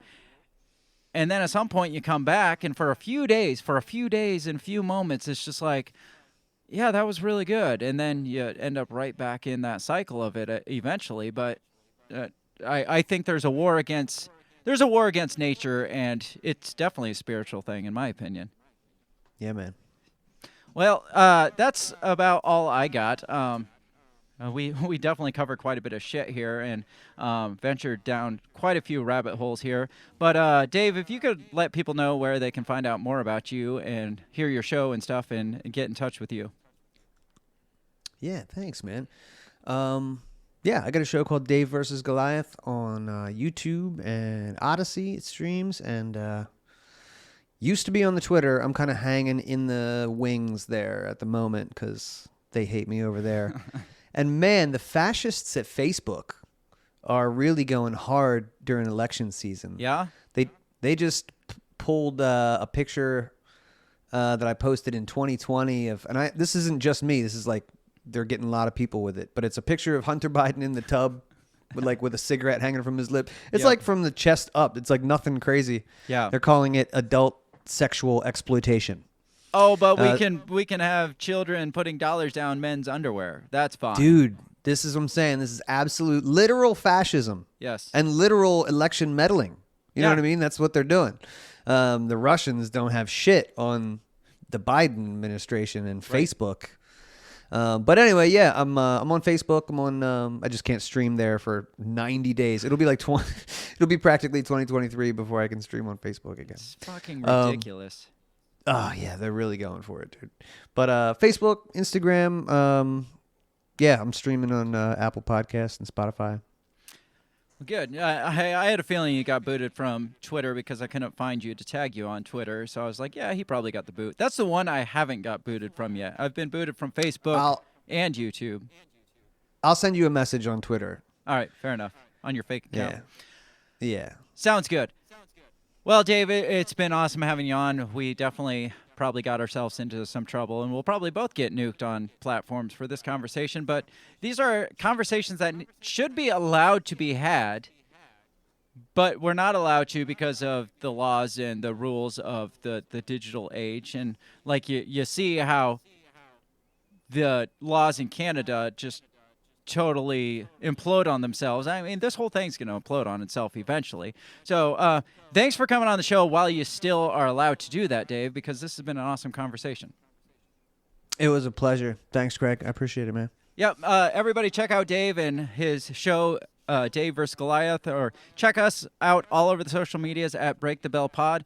You can find us on Twitter, Instagram, Facebook for the time being. We're trying to build back up our YouTube channel since we got nuked a couple months ago. So if you are listening on YouTube, go like and subscribe to that so we can build that thing back up to where it was pre-nuke days.